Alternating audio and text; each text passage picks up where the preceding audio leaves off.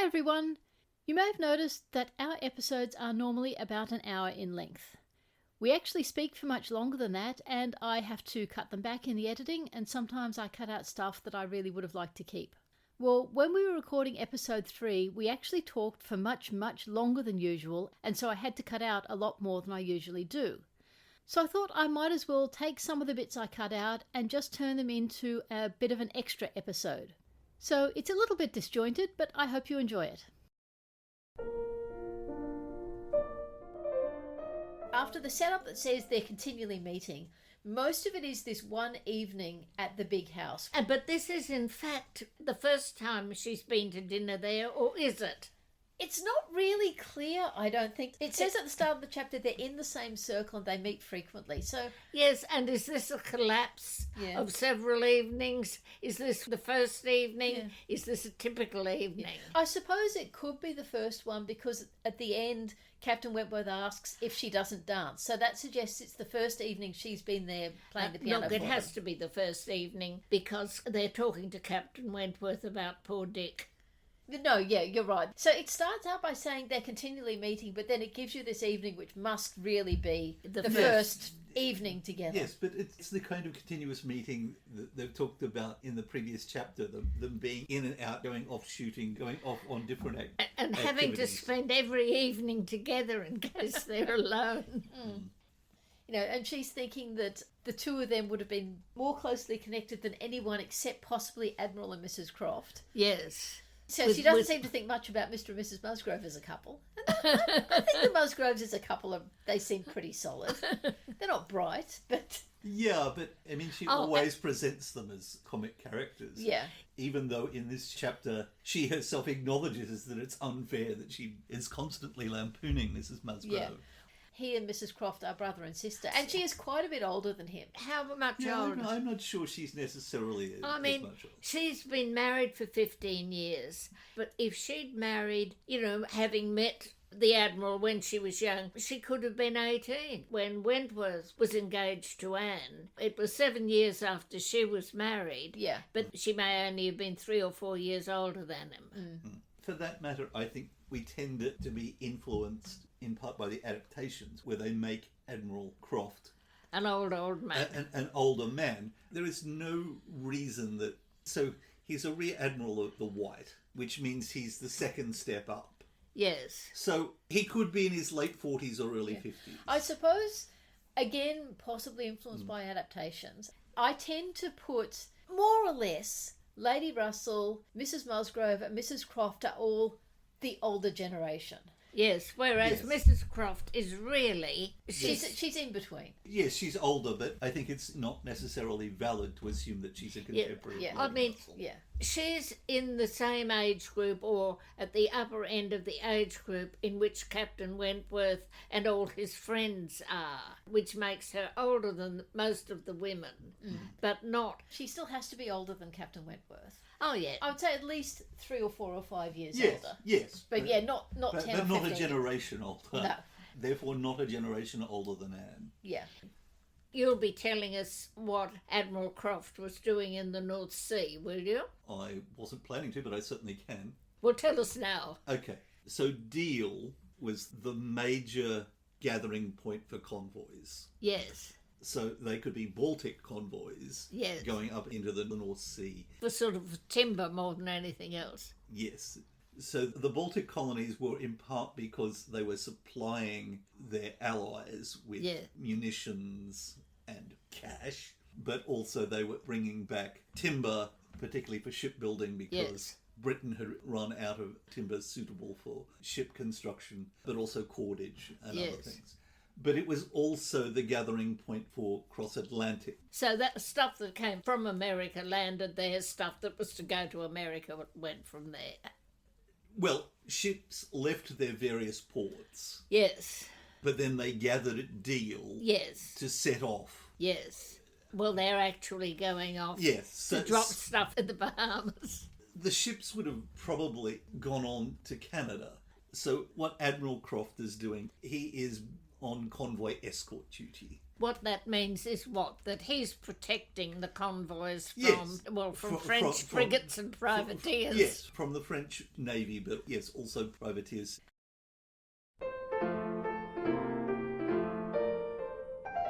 And, he's still flawed at the end. I think his letter at the end is arguing after the fact. He might believe it, but... Well, we actually get that when he says at the end to Anne, "In my eyes, you could never change." And we know, and Anne knows, that when he first saw her, he said, and he believed that she was so changed. He's almost doing Mary Musgrove of, taking a completely opposite position to, it's months earlier, not 30 seconds earlier, but nonetheless. And just forgetting what he said before. On a completely different matter, I had another thing I'd written down. Yes. Which is, in one of the Talking About Jane Austen books, they compare Wentworth with Henry Crawford and basically say, what is the difference between these two men who are both basically flirting with two sisters at the same time? And I know what the difference is. One of them knew what he was doing, the other one didn't. One of them was terribly proud of himself and thought it was sort of a bit of a joke. The other one was absolutely appalled when he thought that either of them was taking him seriously. See, I think it's slightly different from that.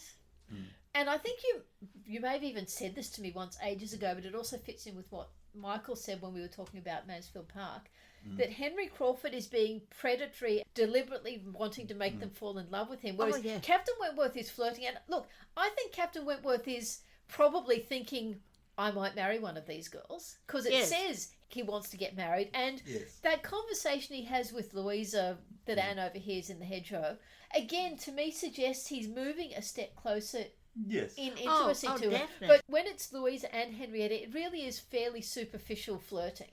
Yeah, and they are very overt in their interest to him. And, I think he's just flattered and surprised. And let's not forget, he spent most of his life at sea with no women at all. So. Yes, but let's also be honest. He had shore leave. There would have been women who were there for sailors having shore leave.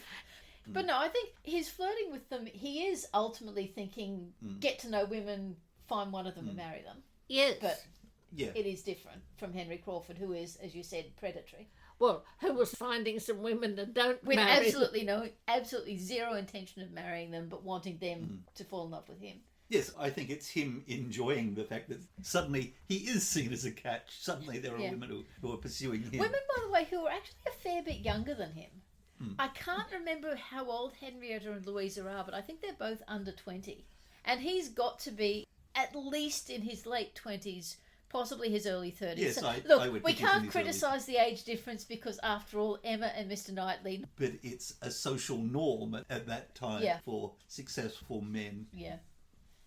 One thing I wondered, but didn't go back and check in the novel, is Anne's conversations with Benwick before then in Lyme. Do you think he would have been also watching that? Seeing Anne not just being sort of reserved and taken advantage of, but actually having an animated conversation about books with someone. Do you think that would have had an impact on him?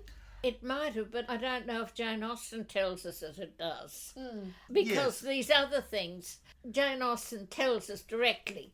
He thought this, he thought that, he thought that. Or he did this, he did that. Yeah. We're not really told exactly what he thought, except Anne's assumption, but we are told he takes little Walter off her back. He puts her into the gig. Yes. But on the other hand, we're not told that he looked at her and wondered what Benwick found to find in her conversation. Yes, but on the other hand, when he comes back to Bath and talks about his surprise that Captain Benwick has chosen her, he says, but Benwick is a clever man, a reading man. Yes. Why would he fuss with Louisa? Yes. I think Michael's right, that when she makes him say that, she is telling us that he had those views. I think you're right, Jane Austen is saying that Wentworth must have been aware. Yes, that when they're in Lyme, he's starting to see the limitations of Louisa.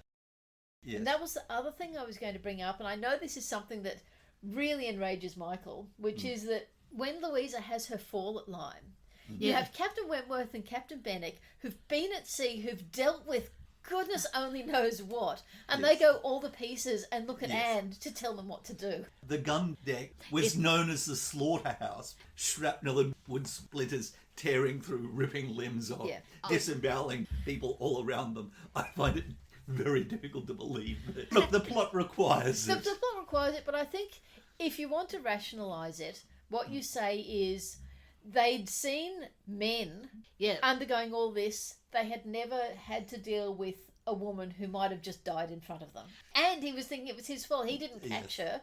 Yes, and I suppose, and I've never thought of this myself before, that they've now moved into this world of peace, away from violence, and suddenly it's here again. Yeah. Yes. And Captain Wentworth has these views about what need to be around women. They need to have servants. They need to have... what else did they have? They definitely... Amenities. Yes, you need to wrap them in cotton wool. And Yes. Yeah.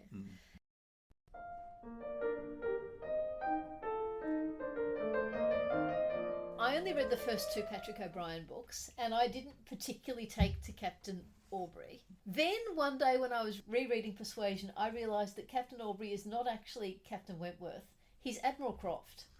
Yes. Because his personality, to me, admittedly, I only read the first two, Yes. but he just feels so much more like Admiral Croft is an older version of Captain Aubrey. I completely agree. Well, I think for the modern reader, Patrick O'Brian's much longer and more detailed portrait of Captain Aubrey, where it's explained why he is often so naive and quite childlike, absolutely applies to Admiral Croft. They are both men who were sent to sea at a very young age with almost no education, and thus have a very naive notion of the civilian world. And I think that applies to both of them.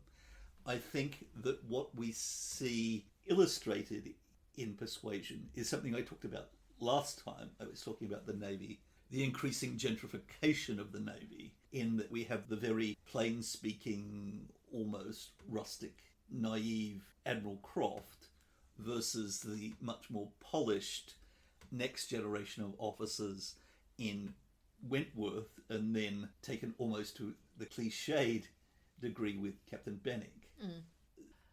Wentworth's capture of a French frigate, a much larger vessel, is clearly inspired by the most famous exploit of Lord Cochrane's early career.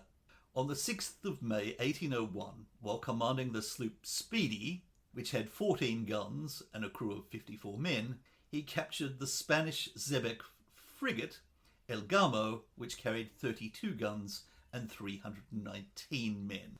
Was there anything the matter with the Spanish one? No.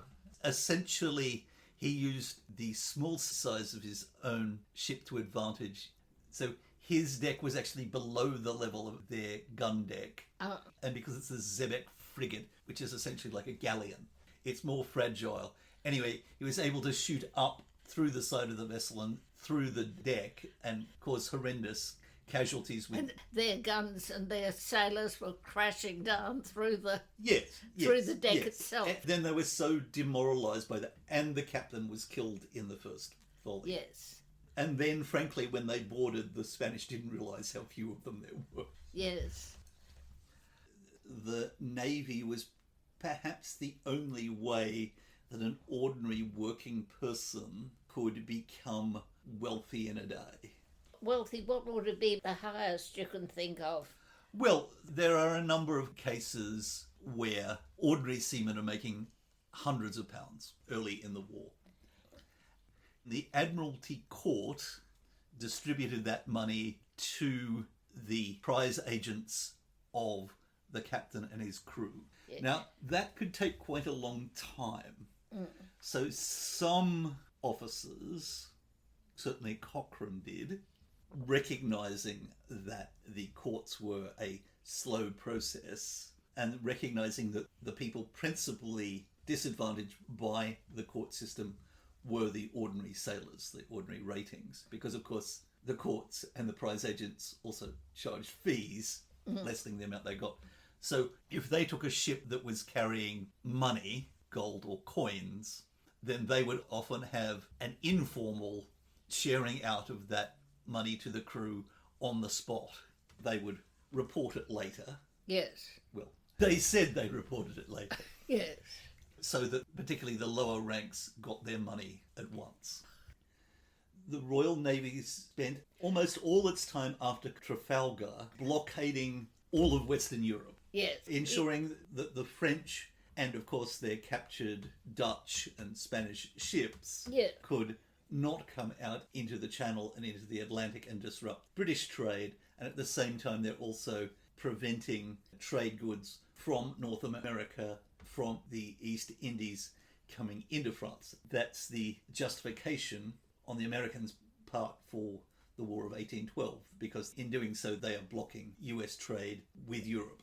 So we're sort of assuming that after 1808, Captain Wentworth is mainly involved in blockading rather than roaring around after the privateers. He's still hunting privateers. Yes.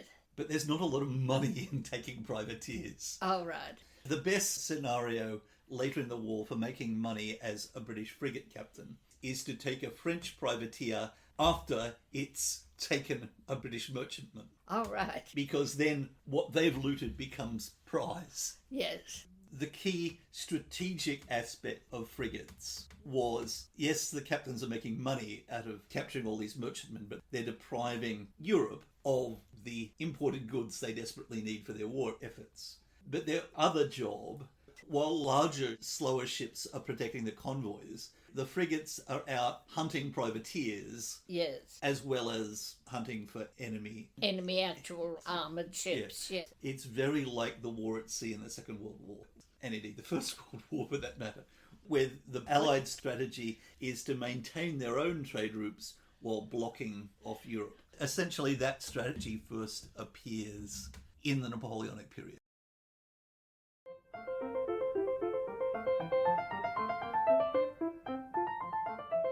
I would say that that is the only example in all of television or cinematic history where the plain girl becomes beautiful trope actually works and you actually believe it. It's not a case of, oh, here's a really attractive actress who they're trying to make look dowdy. Or they put some glasses on her and then they take the glasses off. She's all right, yes. Where they go, put the glasses on and that's a signal she's unattractive. Yeah.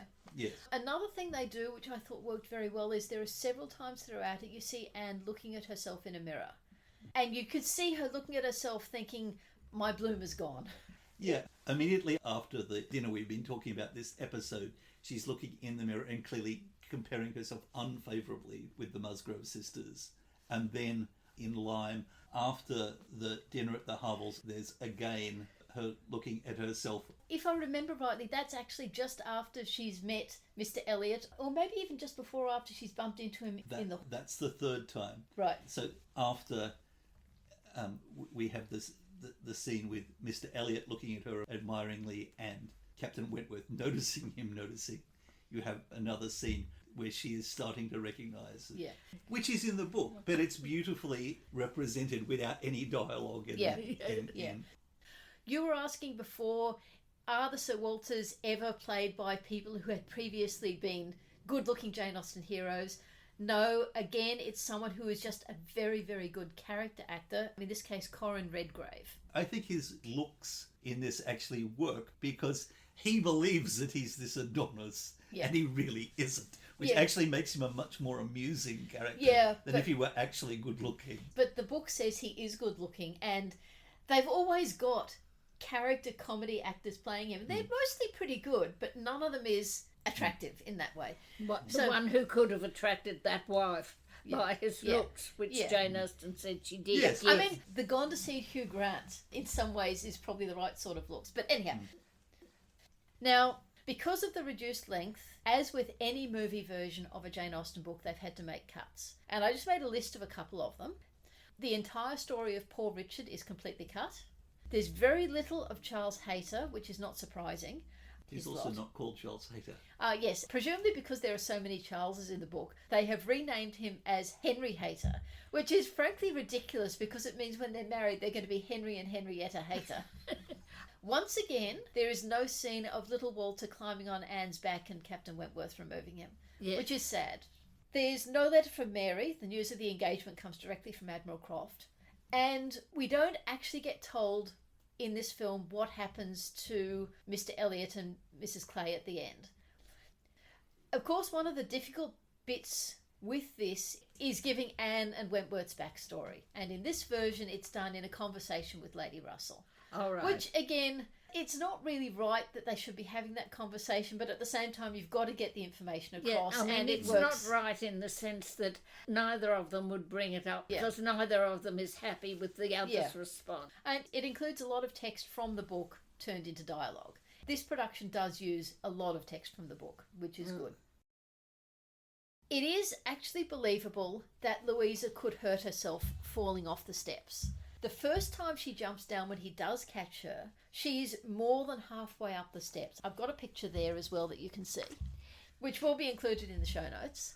It's not entirely clear where she's jumped off from the second time when he doesn't catch her, but it looks as if she's jumping from even higher up. So it is believable that if you jump from there and you hit your head, it's not going to be good.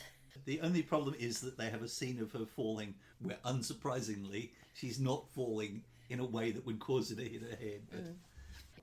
There is a moment with Bennick before the fall off the steps where he says he wants to ask Anne something, which I interpreted as him, basically he was going to ask if he could come and call on her. Yeah. Although I have heard other people saying it looks like he might be planning to ask her to marry him or something, which I think is a little... No, I don't think they're ready in that stage. No. Yeah, Bennick is not particularly physically attractive. No, he's not at all attractive. No, he's not at all physically attractive. And it's a small part. I don't think the actor stands out as being fantastic, but he's not terrible either. Yes. I do think you have to say how good the Harvilles are. Yeah, Captain Harville and Mrs. Harville are, again, small parts. They're not particularly attractive. Could you see Harville as actually commanding a ship and being on the deck when all those bits and pieces are lying around? But he is convincing as a casualty. He has a very distinct limp. Yes. Yes. And they're very good at making it clear that he is less wealthy, of lower status than Captain Wentworth, without turning it into a cliche. Yes.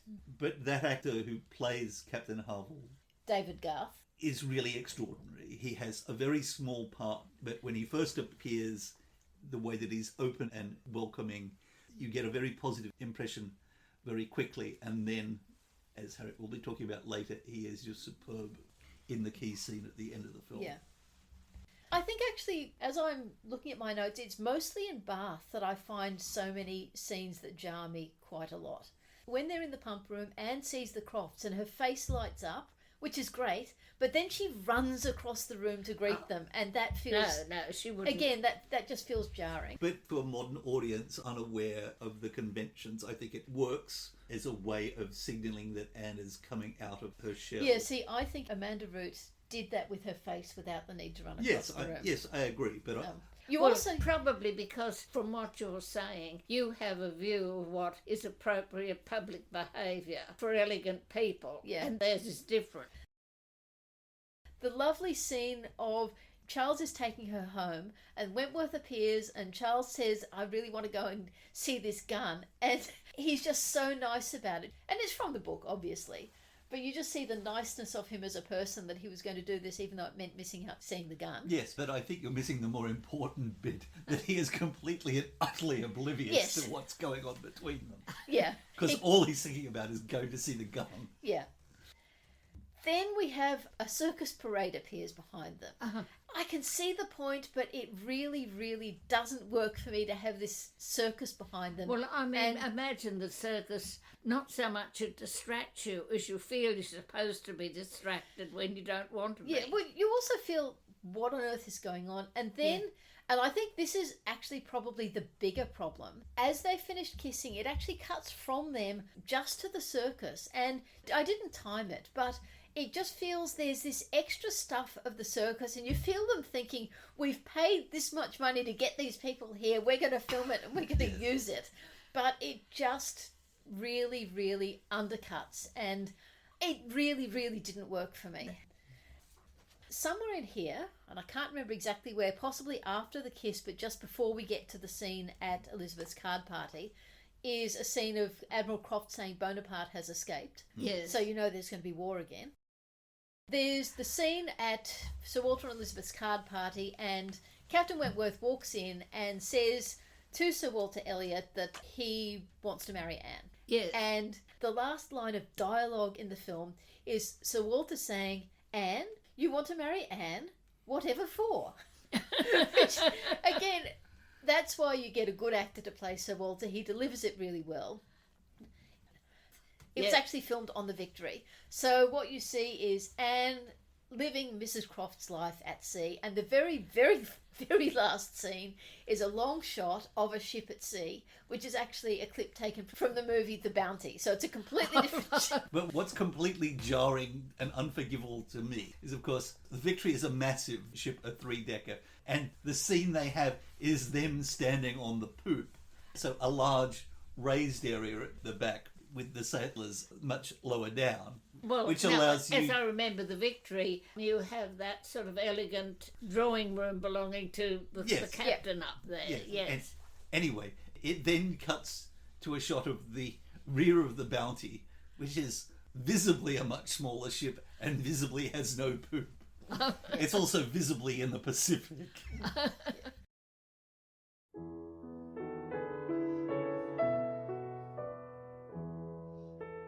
I hope you enjoyed that. We have now recorded episode 4 and I am in the process of editing it, so it will come out before too much longer. I hope you join us for it.